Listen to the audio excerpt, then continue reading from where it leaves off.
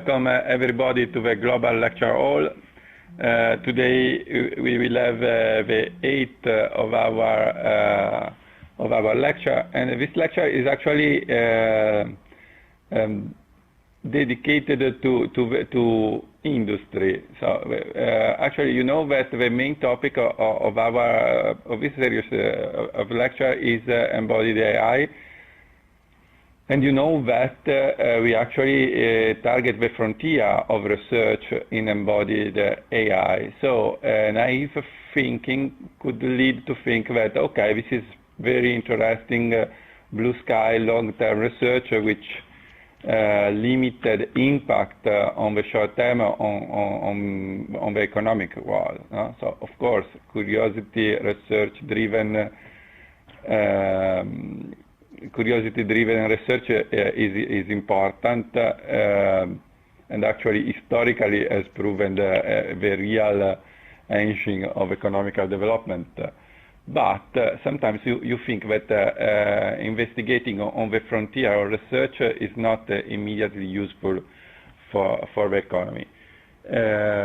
What we will present today will be a number. First, some general considerations which are actually based on the general thread of thinking that we are following so far and that we will continue to investigate. We will discuss also in the next lectures. On the other hand, we will show three examples. And there are many more, but these are three that we think have some relevance to what we are discussing here, of companies actually putting advanced research concept at work. We have so today we will have after a short introduction by me.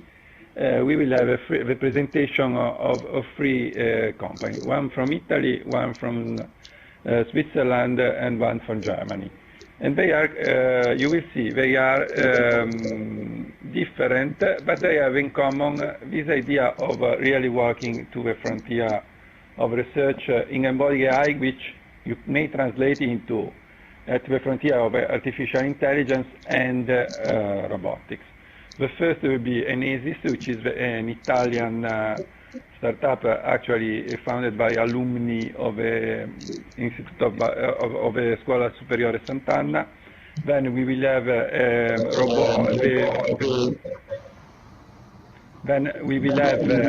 Devantro, whose main activity is robot, which is a very kind of very advanced example of humanoid. And finally, we will.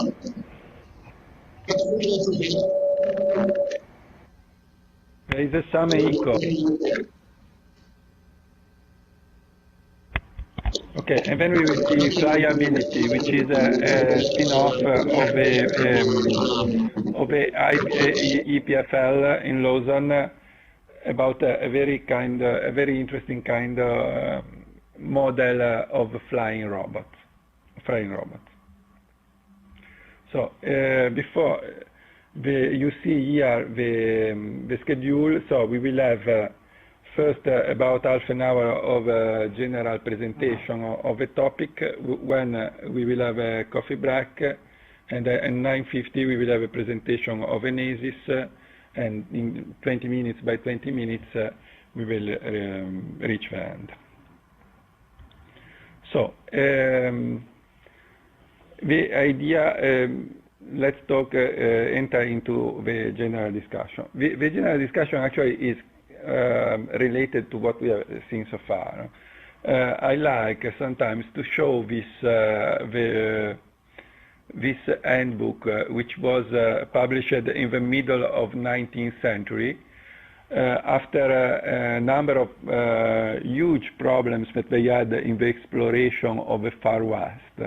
Because what happened at the beginning of the 19th century in the United States, when people were moving from the East Coast, was looking for new agricultural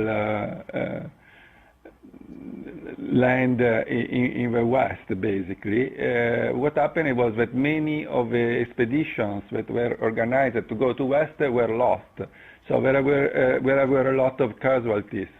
And this was becoming a serious problem because on the one hand, they wanted to explore and utilize the Far West. On the other hand, it was becoming a kind of massive loss of people. No?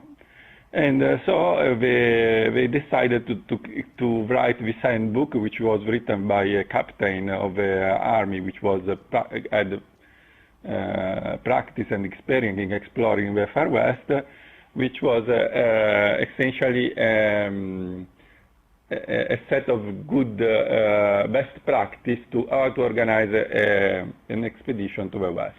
What I think was extremely interesting in this book is the preface, because in the preface the Captain Marcy warns the reader of the fact that, of course, he's trying to be as objective as possible.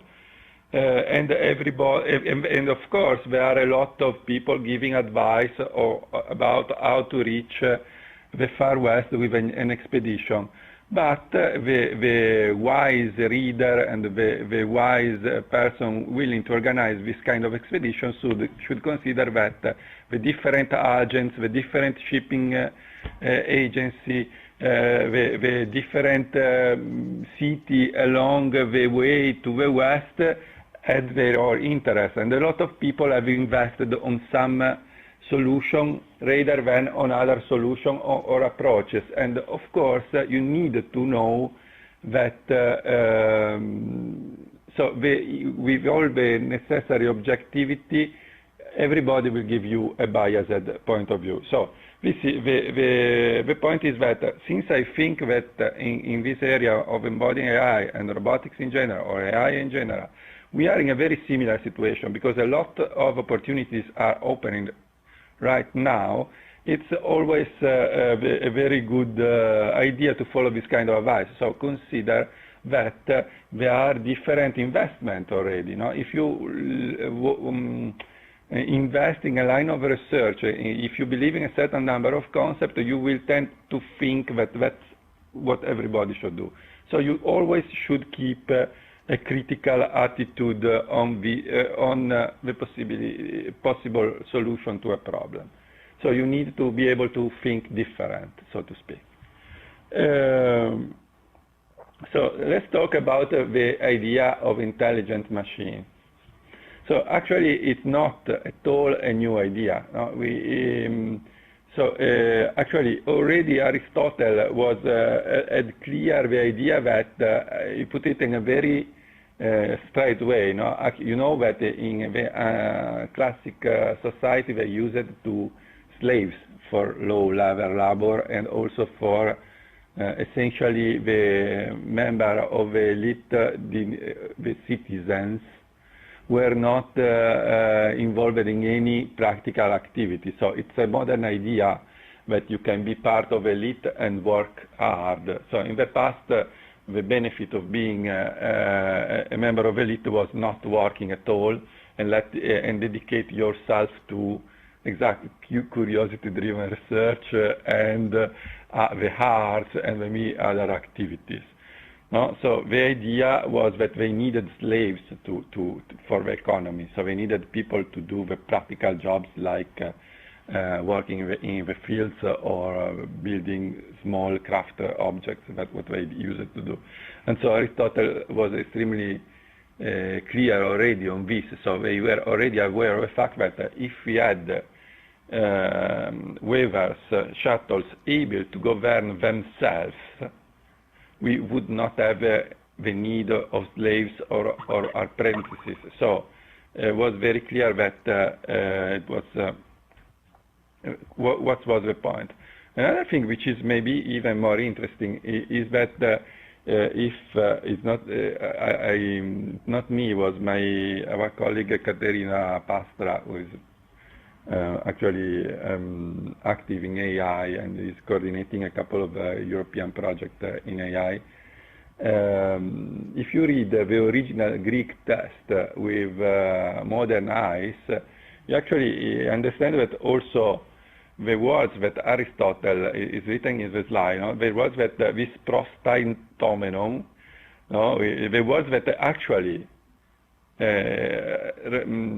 Aristotle used in the original text make clear that what he thinks that this machine should be able to do is perceiving, apprehending, so learning, understanding, and being able to anticipate the events. So the problem has been clear for a long time. Then I think I showed already this, but I'm very glad to do again. So, and then we have these are not the oldest, because they are even much older example of this kind, so of small mechanism performing some funny movement.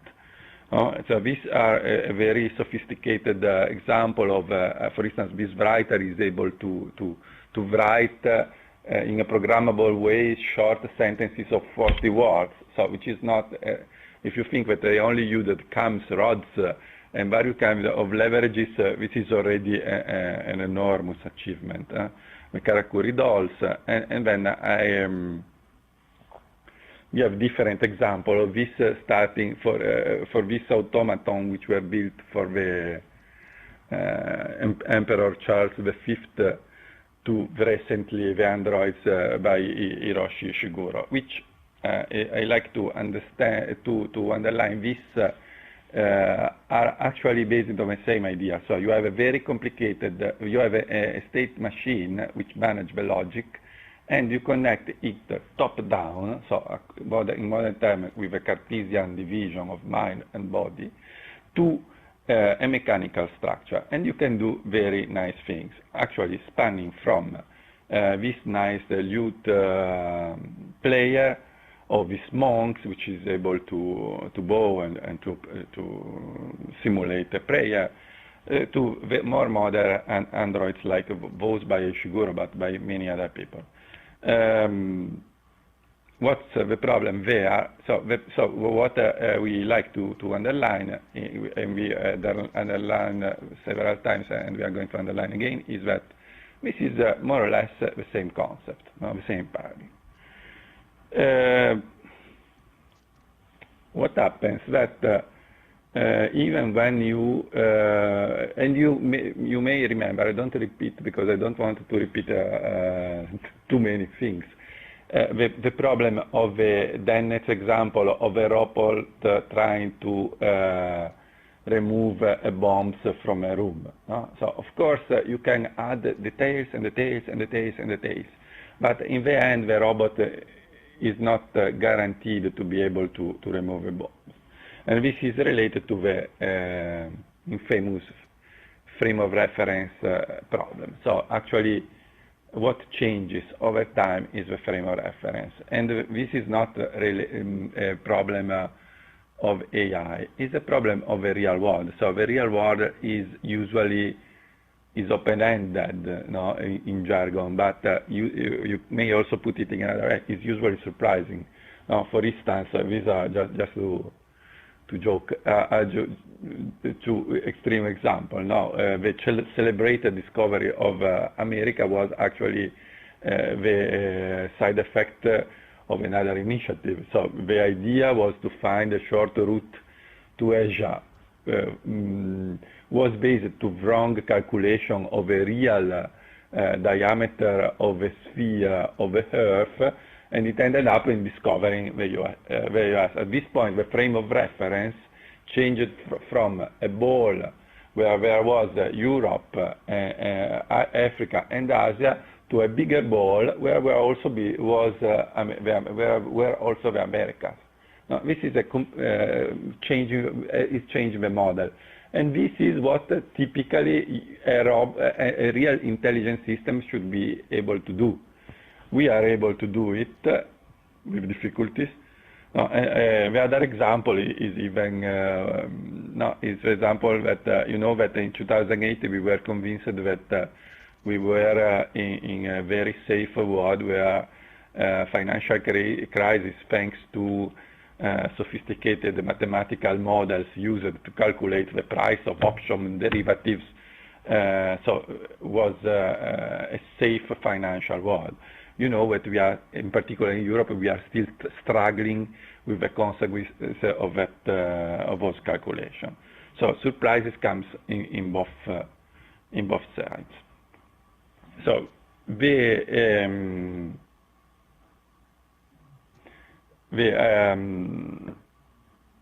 idea here is that about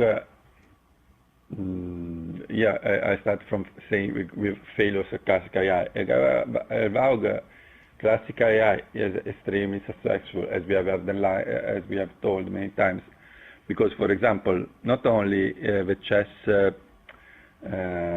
champion is a computer, not only the Jeopardy champion is a computer game, Watson computer by IBM, but Google is probably one of the most successful tools that we use in our daily life, and this actually implements AI algorithms developed some 20 years ago, 10 to 20, let's say 20 years ago, the concept, when we have to do development. So AI is extremely successful, and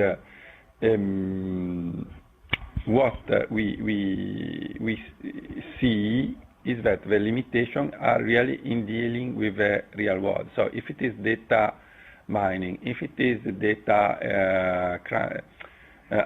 doing some simple abstraction from many data, for instance, doing rough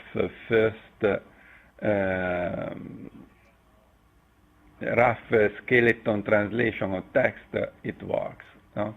If you need to recognize simple things to Siri or Cortana, so, or to this new Amazon product Echo, right?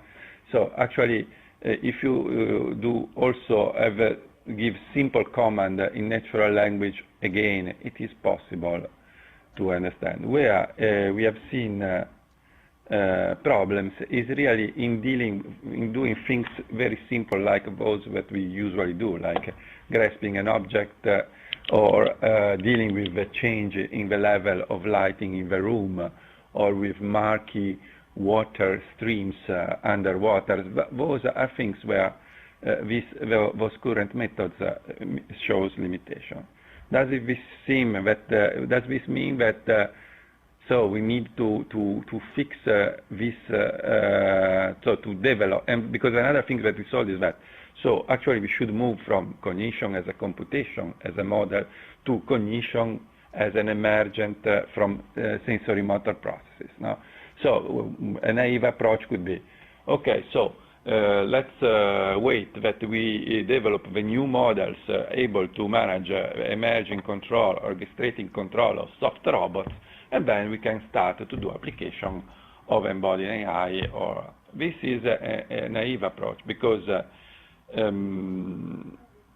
as we notice, as you may easily notice that, for instance, you may remember an example that we showed, the example taken from that paper by Mehta and Kirkpatrick about the recognition of an unknown object, where the recognition of the object is extremely facilitated by the fact that the robot is able to move the object.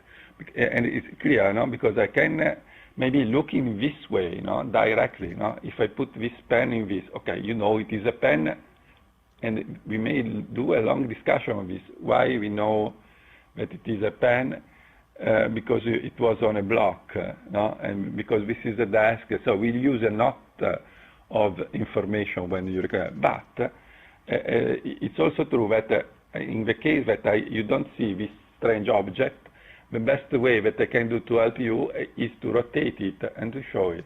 So in a classical setting like that of the experiment reported by Mehta and Kirkpatrick in that example that we quoted, actually this showed to facilitate enormously the possibility of physically interacting with the object, facilitate enormously what is naively could be considered a computer vision task, no? could live with, not moving. And another thing is that I have, for instance, humans have saccadic movements, so they move the balls of the eyes, and they move the heads. And the point is that we do it many times, and we do it almost unconsciously, no? Because if we even filter what we see, no? Because you will probably see me almost staying more or less stable, no? But actually I'm moving continuously, so my pupils are moving continuously, and this is part of a way that we use to reconstruct the objects which are around us. So you can have a robot which is perfectly rigid, but using the simple insights that if you interact with the world, you can facilitate recognition in what we would consider a classical approach. So a typical robot built like ICAB is not very different from Asimo, no? So a top-down, very complicated, fully actuated machine, it can help. So it's not true that while we build a new paradigm, a completely new control approach, which has actually a potential to completely change our society, allowing to build really not conscious robot or super intelligent robots. We will discuss this maybe next time, and I'd like to know some opinion by the students, no? Because you know that some famous people, like for instance the physicist Stephen Hawking, are worried that super intelligent systems can take over on humankind. I think it's very early to worry about that. But what we really could do, and right now we cannot do, is having machines which are really helpful in everyday activity like housekeeping, you know, or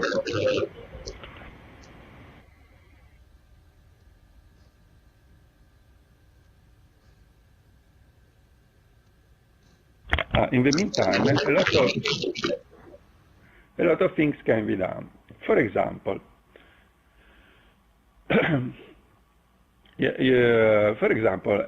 let's think to a very important industrial sector, because when you talk about industry at large, what you talk about is really everyday life. No? So what you need in everyday life.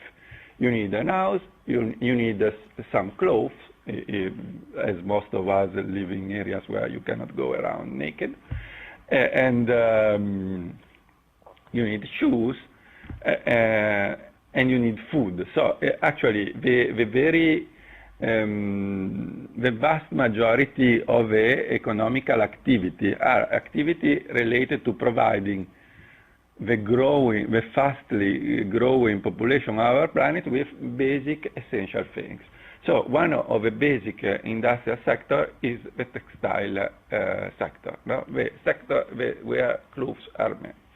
And it's an interesting sector because actually highlights what are the problems that we still have to solve. Because you know that the modern industry started at the end of 18th century in the UK. No? Actually, the cotton mill in Cromford in the Derbyshire in the UK is considered, you should say see from the picture, the very first modern factory, because they had machines with actually feeded where the energy was fed by water mills.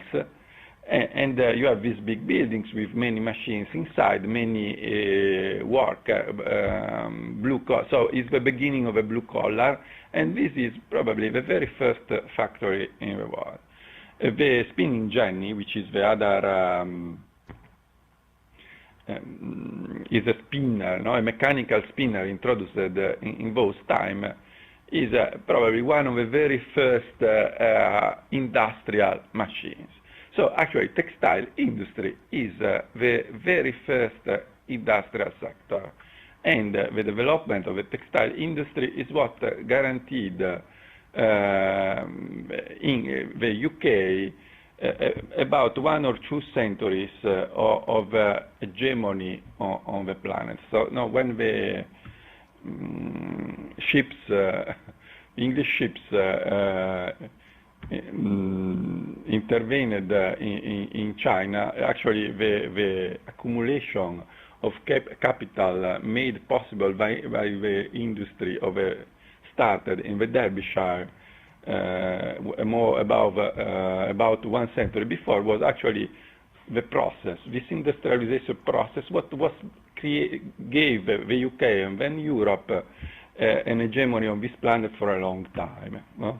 Which is probably only now being balanced by the other country. It's interesting anyhow to notice that in the textile industry you have to prepare the tissues, you have to spin the wool if you use wool or cotton or whatever, no? But finally you have to sew together these pieces of cut tissue into a cloth, a jacket, a t-shirt, whatever. It's interesting the fact that right now almost all the process is highly automated. So we did some progress from the times of Crawford. But the final stage, which is actually the final assembly of the cloth, has not been automated. Welcome to the conferencing system. Please enter the conference code now. Has not been automated. And in fact, this is true for clothes and it's true for shoes. And in fact, since in cloth productions, the final assembly is Please enter the conference code now. So if you look in this picture, you will see a number of sewing machines, which are quite standard. I mean, are the kind of sewing machines that many aunt or grandmother or sometimes even your mother have at home for doing small maintenance of clothes. No? So, but this is also the industrial approach to assembly clothes. So you need a person, usually a woman, and this is another story, which finally sew on this table with this very standard sewing machine, assemble the clothes. Why? Because we don't have systems able to do that. We will see in a minute, I will show you a number of sectors where we are in the same condition. Even in the auto industry. No? In the auto industry, luckily for the auto industry, the contribution, for instance, where we need people in a car factory. In a car factory, we need it when we have to assemble the control panel. No? So or the cables, when we have to connect the many cables that we have in a But this is account for a small part of the production. Most of the production of the car is automated. The same applies to washing machines. So is where you have a robot. Because we will see later on, when I will show a couple of slides, today, in terms of money, the huge part of money, of revenues in the robotics area is still the industrial robotics. And the problem with industrial robotics is that due to current technological limitations that I think that are fading away, and this is creating a lot of opportunities, even from economical standpoint, are this kind of limitations. So we don't know how to assemble a cloth or to connect the cables in the car. We don't know how to do it. Increasingly, there are things that can be done thanks to the application of AI to and robotics technology, in summary, embodied AI to the real world. Because you can see it under many respects, no? Because, well, I'm not interested in money. So this is a very, if you want, is a very good approach, no? So not be interesting, self-interested in getting rich or things like that. Yet you must consider the fact that essentially what is rewarded by the system, by any system, and what the system is better if it's good at doing that, is the fact that you solve the problems of the people. So if, for instance, it's very good to have a smartphone because I can do a lot of things, including checking the email when I'm waiting in a traffic jam. No? So this is a function. Another thing is having nice clothes at a low price so that many people can afford. Another thing is having clean water. And this is, as you know, is becoming, you may know, is becoming a huge problem as we are approaching 10 billion or more of people on this planet. Or just having water, having power, electric power or other kind of power, being able to move from a place to the other. This is what the economy is about.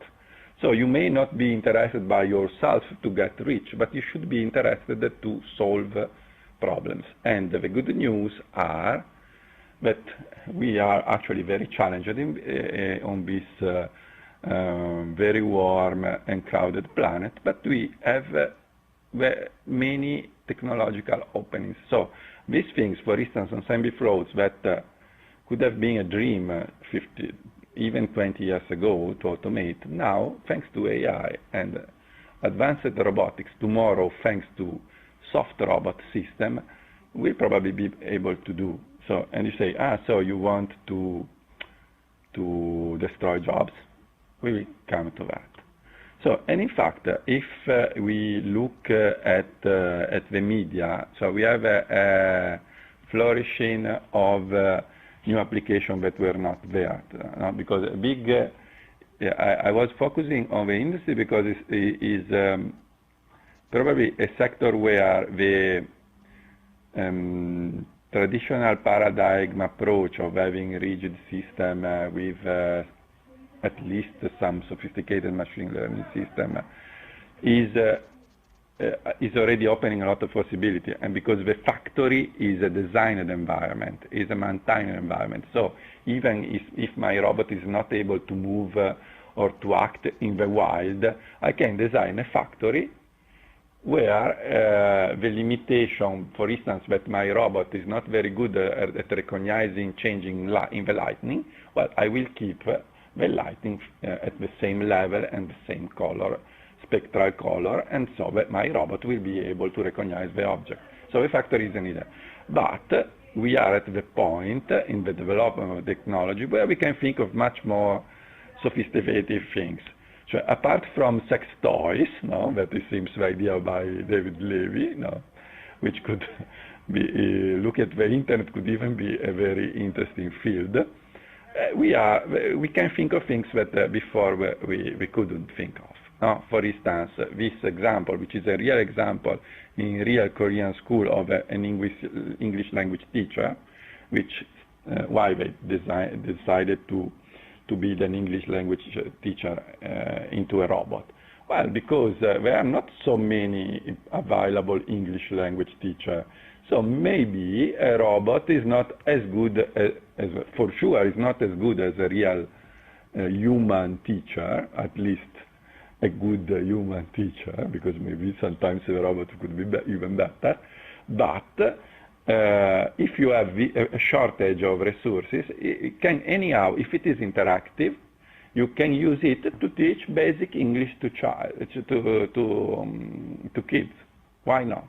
And in fact, they are doing it. Then you can have more form of entertaining robots, but this is still something that we need. We also need to be entertained. So for instance, the example of a beer serving robot, or something which is useful for the elder, but also for the younger, are the suit, the exoskeleton which augment your physical strength. Because I told that the limitation of current paradigm systems is that it's difficult to interact with the world, and that humans are still, but even spiders or ants are still much better than robots are at coping with unexpected, with the surprises. Right? But for sure, if I wear an exoskeleton, I can lift, say, 200 kilograms. I cannot do it, even with a huge training, I cannot do it. Or an elder people can work autonomously without being helped by other people, who is nice so it's good to have people who, when you are old, help you, but probably you prefer to be able to do things by yourself. And this is another application. So exoskeletons can be an application.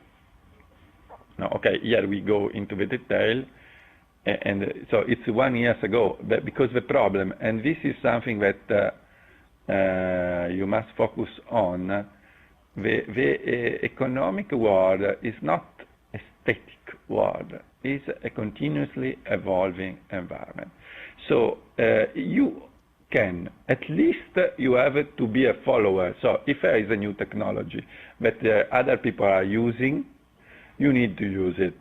But the most profitable approach is to initiate the trend. So you should be the actor of the innovation. You should be the person who suggests how to do, if not the whole assembly or the close part of the work. Because then there is, let me come back, okay, let me continue. An attempt in that direction, for instance, not surprising coming from Rodney Brooks, is this Baxter robot. This Baxter robot, you remember that we talked about the subsumption architecture, or the things that, or the famous paper by Rodney Brooks in the 80s on intelligence without representation. No? So was it poor theory? Well, some 30 years later, we have this Baxter robot, which is not to be compared to the typical welding robots, which are de facto standard in car industry or washing machine production, or many even microprocessor boards assembly. It's another thing, because, for instance, if you want to take things from this place and to this place, and so from a moving belt and putting them on another moving belt, and you want to change many times what you put in one belt. So if you have a small factory or a very flexible factory, this can be of help. So the concepts are, if you look at what is written in the slide, no? We have behavior-based intelligence. So actually, Mr. Brooks remember his own concepts, no? And then you have force control, force sensing, things that are you may dismiss as good old-fashioned robotics, but no, I mean, this is useful stuff. And then its light is much more smooth in the interaction.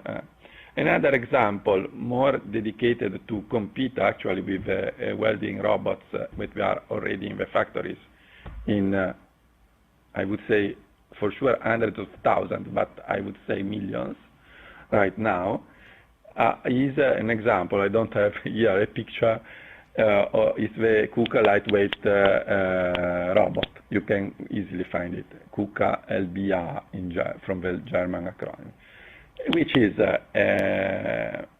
if you want a concept of soft robotics, now I showed it, I think a couple of weeks ago, what we may call swallow, basic, weak, soft robotics. So it's a robot with springs and damping, which in a typical welding robot you don't have.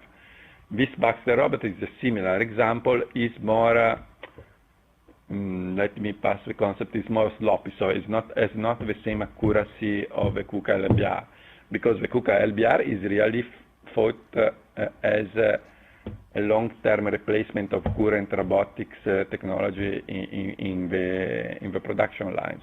Well, this is considered as the first product in a line of things aiming to help in unstructured production environment.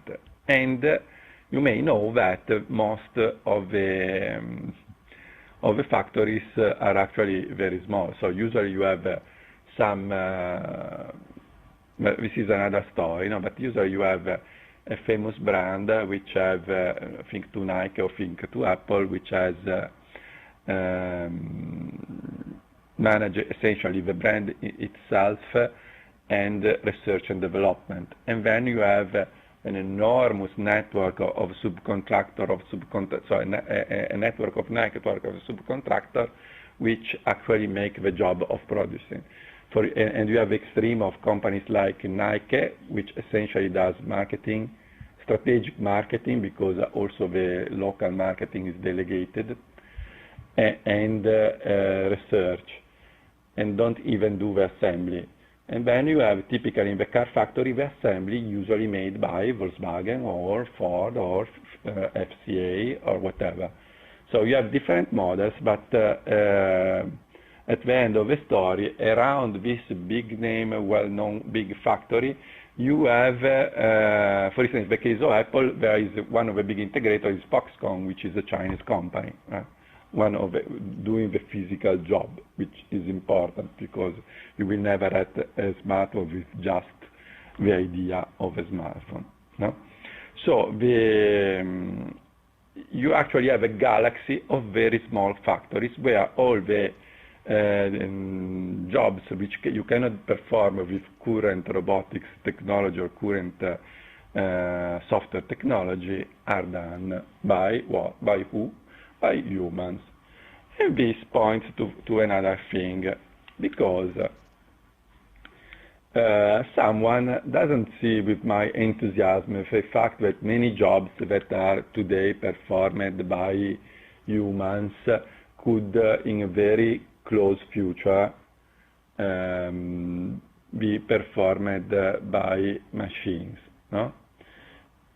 Because you say, because there are two issues.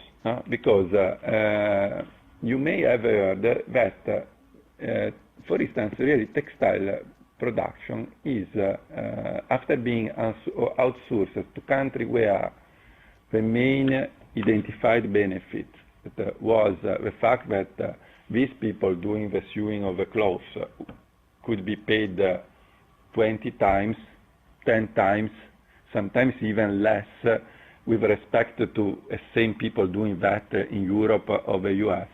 A lot of factories during about a decade or two have been moving to outside of Europe or the US to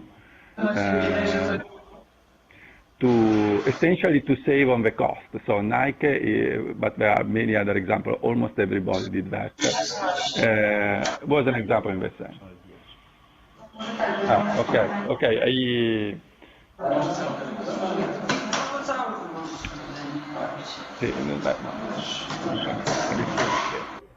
Sto uscendo dal mio tempo.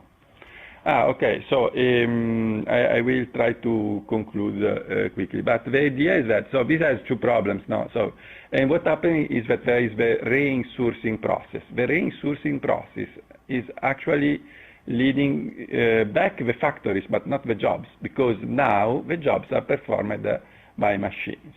No, so someone say, so what's going to happen? So are you destroying all the jobs, let's say, in Europe, in the US, and even,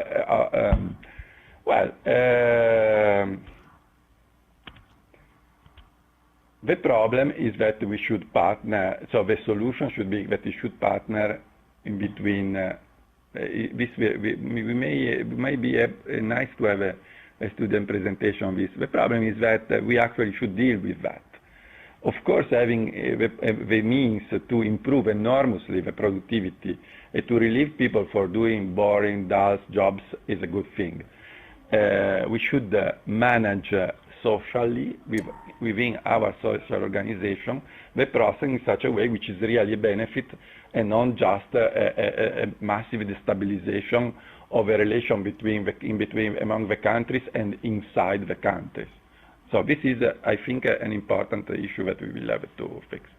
And then let me conclude by quoting the recent study by the, let's say, by Boston Consulting Group, actually by the strategists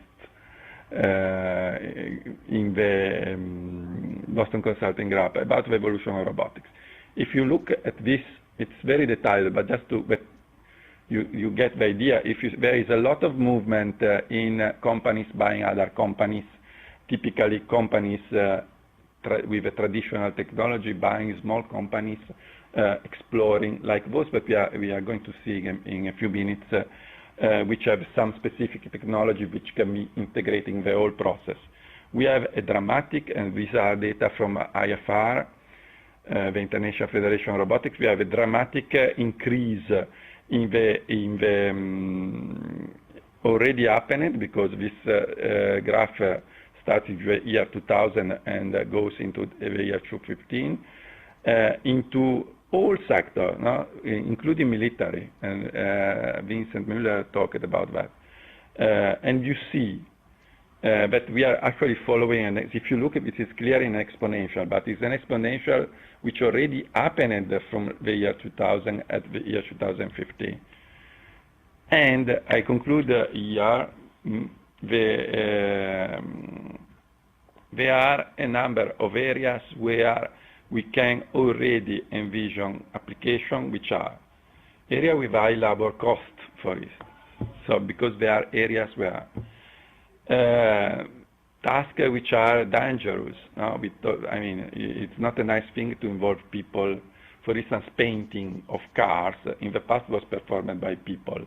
Now it's performed by robots, which is good because it's not healthy to be in such a kind of environment. Then we have a problem that we are losing people able to do some jobs. This is a problem today in Japan. You may know that also in China, due to the demography, this could become a problem in the future. Then you may have the problem of landing a probe of a comet. This is not something that today you can think of sending people. Or you can have a kind of very complex structure which you are not, as a human, you are not able to manage in real time. So these are areas, but it could be another interesting speculation and thinking for you and us, for us together, which other area can be investigated.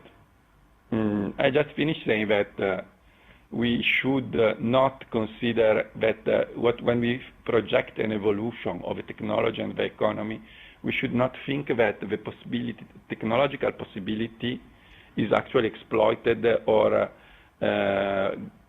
fertilized the society. We have important examples. So the Greeks, for instance, hero of Alexander, were able to invent the steam engine 1 century before Christ, so almost 2,000 years before that.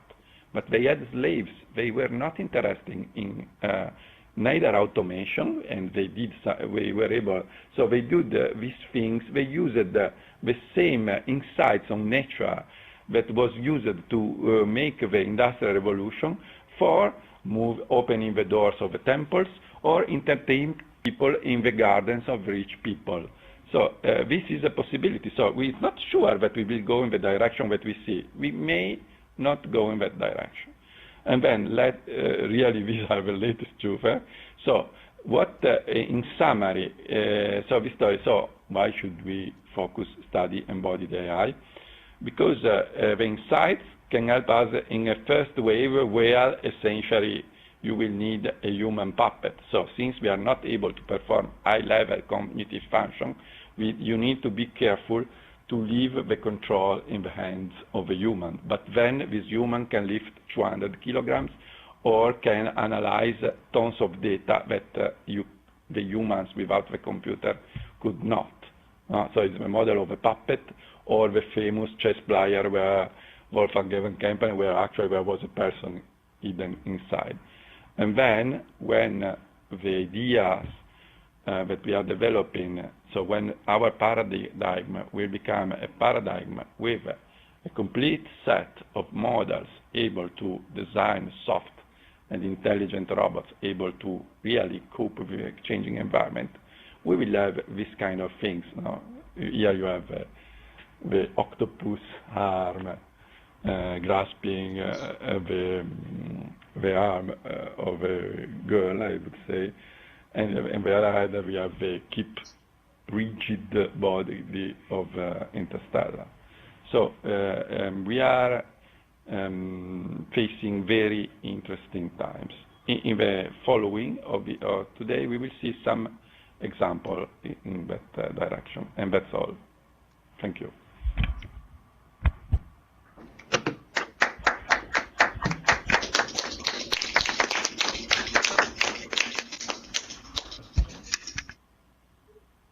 Okay, so now I don't know if there are questions. I was not interrupted, and I am not happy for that. It could be partially my fault. For sure it's my fault, but... So, any question?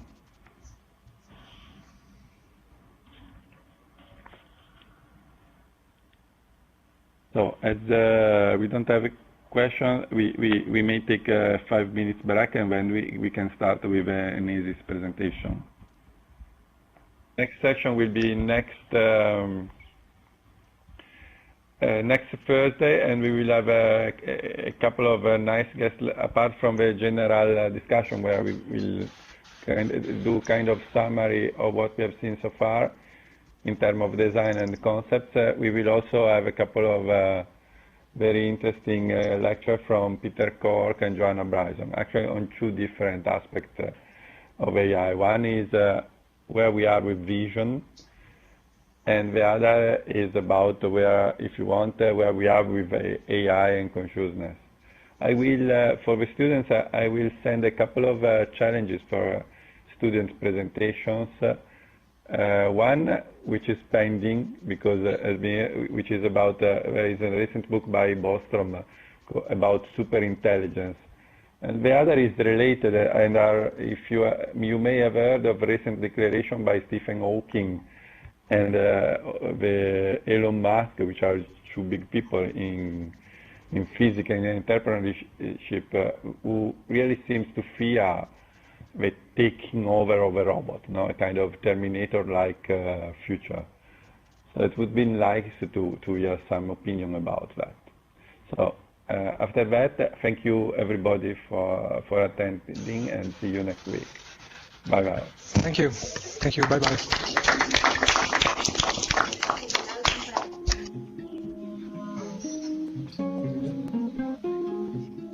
Fatto sei rovinato. Male.